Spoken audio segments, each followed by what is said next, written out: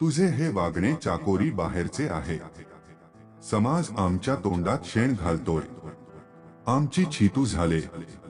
लग्न झाले की सासरच घर हेच आपले घर आणि सासरची माणसे म्हणजे सर्वस्व असते। आणि ही मुलगी त्यांच्यावर जीव घेणा हल्ला करून आले। त्यांनी वेळ ठरवले हिला। प्रत्येक स्त्रीने आपली चाकोरी बघून राहा। विजयराव अतिशय तावतावाने बोलत होते। अहो तिची बाजू तरी ऐकून घ्या हो, आपली मुलगी अशी का बरे वागेल? मला माझ्या मुलीवर मी केलेल्या संस्कारांवर विश्वास आहे। ती ते घर सोडून आल्यापासून एक शब्द ही बोलत नाही आहे। झाल्या प्रकाराने ती पण गांगरून गेले हो। जयाताई घीवरून म्हणाल्या। विजयराव तिथून निघून गेले। थोडा वेळ कोणीच कोणाशी बोलले नाही। हातात छोटी चिमणी तिच्याकडे बघून दोघी माय लेकीनी औंढा गिळला। विजयराव पाटील अतिशय प्रतिष्ठित व्यक्ती। तसे मुलगा मुलगी भेदभाव मानणारे ते नव्हते। पण समाजाची चाकोरी उलटून त्यांनी कधीच काही केले नव्हते। त्यांची इज्जत अब्रू आज चव्हाट्यावर आली। त्यामुळे त्यांचा आत्मसन्मान दुखावला गेला होता। म्हणून आज पहिल्यांदा मुलीच्या जातीला असलेली चाकोरी त्यांनी बोलून दाखवली। आज त्यांची मुलगी मालाला वेडे ठरवून सासरची माणसे गावात येऊ वाटेल ते बोलून गेले होते।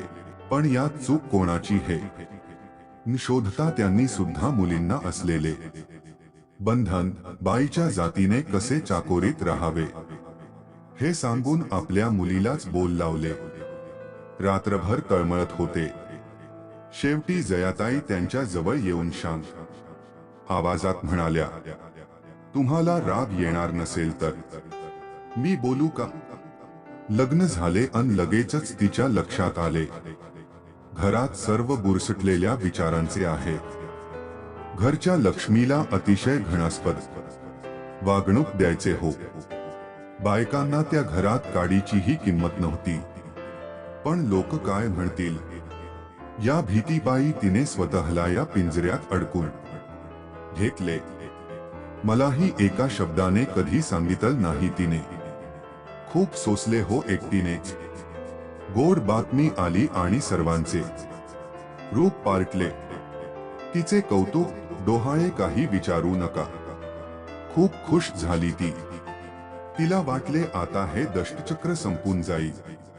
जसे जसे महिने पुढे जाऊ लागले तसे तसे सगळे तिला जपू लागले। बोलता बोलता सहज बोलून गेले, आमच्या घराण्याचा वंश आहे हा। जणू काही मुलगाच होणा अशी तयारी सुरू होती। तिच्या मनात अनामिक भीती निर्माण झाली।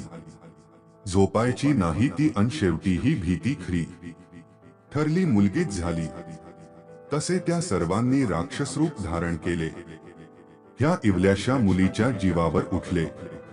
आपल्या जाव्यांनी तर ह्या चिमुरडीचा गळा दाबायचा प्रयत्न केला। तेव्हा मात्र आपली माला पेटून उठली अगदी राणी लक्ष्मीबाई सारखी अन त्या मुलीला उराशी घेऊन सिद्ध झाली सर्वांशी लढायला। शेवटी एक आईच असते जी स्वतःवरचा अन्याय सहन करू शकते। पण आपल्या लेकराला काही झाले तर मात्र ती बंड पुकारते।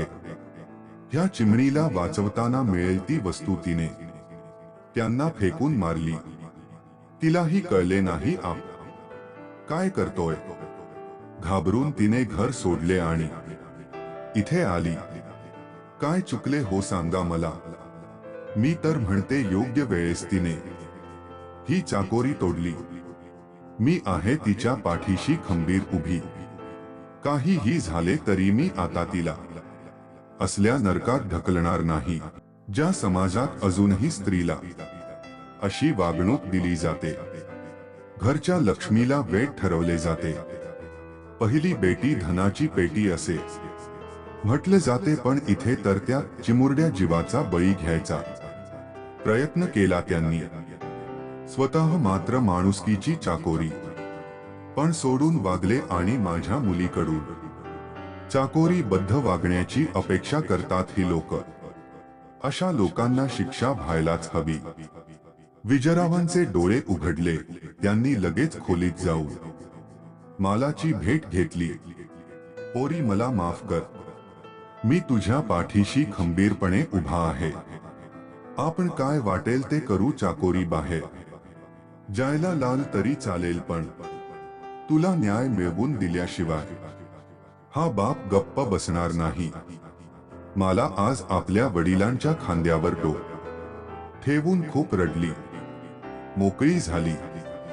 दुसऱ्या दिवशी जावई आले. परत एकदा वाटेल ते आरोप केले. पण आज विजयराव खंबीर होते. त्यांनी जावयाला 4 खडे बोल तर सुनावले.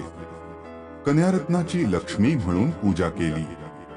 जाते ज्या घरी सुखाची भरभराट होऊन समाधान आणि शांती नांदते तेथे खरी. हे तुम्हाला कधी समजणारच नाही.